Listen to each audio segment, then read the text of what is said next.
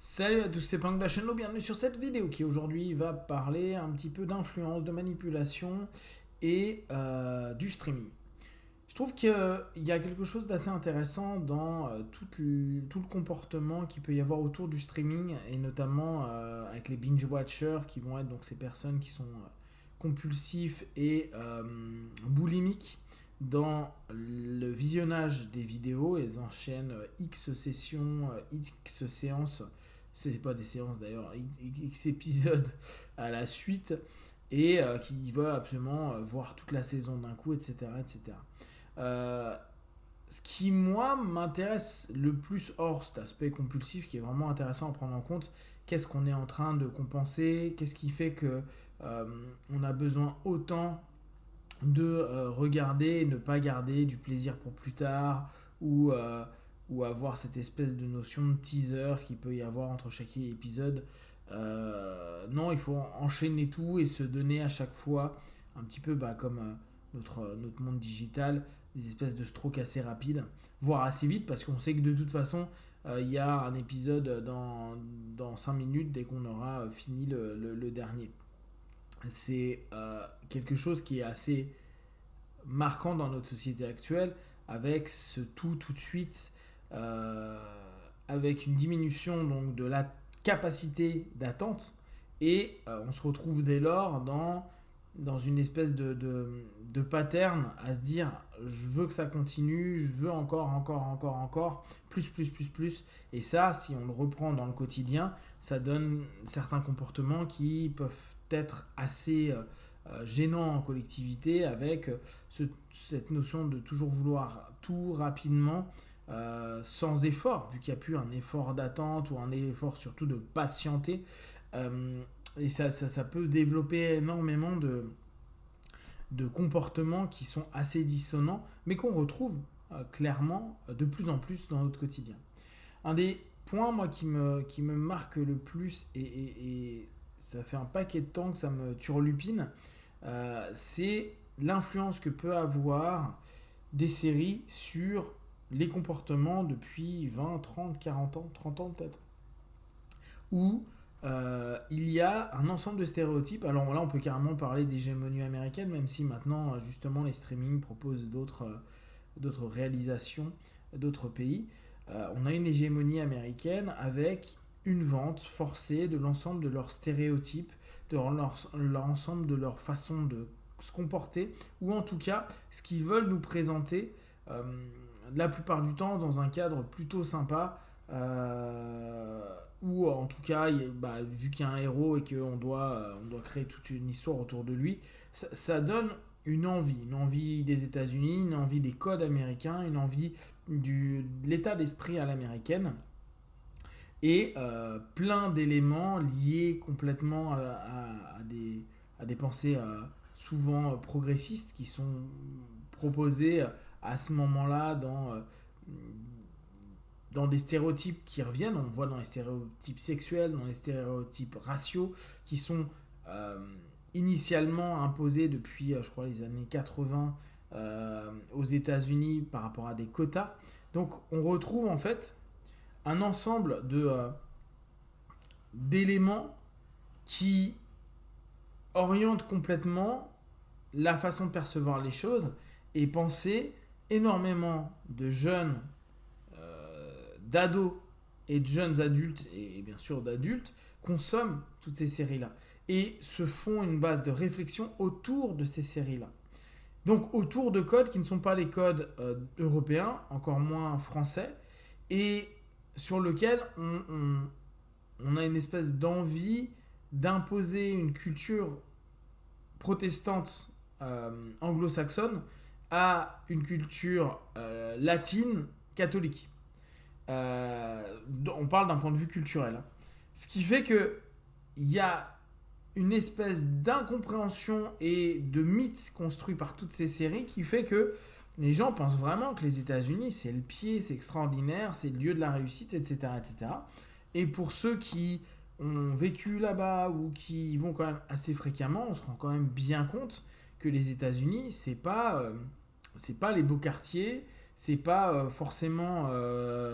du luxe dans tous les sens et de la réussite à tout va, il y a la grande majorité de personnes qui ont une vie normale, voire compliquée, à avoir plusieurs boulots, à pouvoir se faire virer n'importe quand. Des success stories, il y en a, mais ils sont 300 millions, donc le pourcentage étant faible, mais eux étant nombreux, bah, on en voit davantage. C'est hyper storytellé, donc c'est hyper compté, raconté, mis en avant, reproduit, etc. Et la réalité, c'est quand on se promène dans plein d'endroits, dans New York, dans Los Angeles, et surtout, ce qui est le plus drôle, dans plein de petites villes au milieu des États-Unis, c'est absolument pas ce qui est vendu dans les séries, où c'est juste un épisode au fin fond du Midwest à un moment donné, histoire de montrer à quel point ils n'ont rien compris à la vie, parce que c'est pas des Californiens ou des New-Yorkais. Ce qui est assez problématique, c'est que dès lors, on a un ensemble d'injonctions qui sont proposées depuis maintenant le plus jeune âge, et on a toute une génération qui grandit avec tout ça. Nous, on avait grandi avec des séries à la télé, mais on avait rarement une si grande quantité. Moi, je suis d'une génération où on avait 6 chaînes, puis après on a eu un peu plus. Maintenant, il y en a plein, et il y a une génération avant nous qui ont eu une chaîne de télé. Donc, il y a plein de choix, ça va dans tous les sens. Et souvenez-vous ce que Bernays expliquait, c'est une des meilleures façons, à un moment donné, d'imposer des points de vue et de permettre à tout le monde de trouver ça normal. Actuellement, j'ai beaucoup de parents, de potes parents, qui ont des enfants qui sont ados. Et ce qui est intéressant, c'est de voir la quête de l'orientation sexuelle à plein de moments. Et c'est exactement comme c'est proposé dans les séries, avec une espèce d'hésitation vers une bisexualité, une homosexualité, une hétérosexualité, où il y a une espèce d'incompréhension, où il y a aussi une capacité à ce moment-là, dans la phase adolescente, d'avoir une notion de reproche du système parental, du système éducatif, une notion d'aller s'opposer à des codes préétablis, patriarcaux la plupart du temps dans notre société. Donc avec une espèce de compréhension des jeunes générations beaucoup plus éveillées sur certains aspects, beaucoup moins sur d'autres, mais vachement basée sur un ensemble de révoltes américanisées à un moment donné, avec un ensemble de réflexions derrière. D'ailleurs, observez à quel point Joker, le film, a récemment influencé toutes les personnes qui se disaient alter, anti-système à un moment donné, en reprenant des codes du film, des codes de pensée, voire même en reprenant le gimmick du personnage. Ça, c'est hyper intéressant, parce que on se rend compte que dans notre construction, l'influence, on sait très bien, l'influence du système familial va jouer beaucoup, le système à l'école joue beaucoup, mais vu que maintenant un enfant, voire même un adulte, mais là on regarde un peu sur le développement d'enfants, ados et jeunes adultes, passe énormément de temps à regarder des séries, ils ont un encodage de différents éléments qu'on aurait pu avoir avant par les livres, mais la patience du livre, le temps pris par le livre, aussi ne serait-ce que le débit de l'auteur, si des gens prennent un Harry Potter, il aura fallu X années pour avoir leurs 6 ou 7 tomes. Donc il y a une espèce là encore, d'apprentissage de la patience, d'apprentissage du plaisir du mot, du verbe, etc. Là, on donne tout, on propose tout, après, tant mieux et tant pis à ce moment-là, et il y a une absorption extrême, sans filtre, et n'oubliez pas que quand on regarde des écrans et qu'on reste plusieurs minutes, et alors des heures, à être passionné et focalisé et complètement orienté par une série, l'ensemble des suggestions va impacter énormément. Et il y a un vrai questionnement à se poser sur nos comportements actuels au niveau sociaux, parce qu'on a beau dire les Français sont comme ça, au bout du compte, on reprend beaucoup de mots d'expression, et on l'a vu avec tout ce qui est Black Lives Matter, avec des problématiques anglo-saxonnes américaines qui nous arrivent en France, qui au bout du compte sont pas du tout les mêmes cultures et pas du tout les mêmes contextes, et on reprend ça un petit peu genre bah oui mais ils l'ont dit donc c'est comme ça, et c'est drôle parce que on est sorti depuis longtemps de la guerre froide, et au bout du compte on est toujours dans une espèce d'influence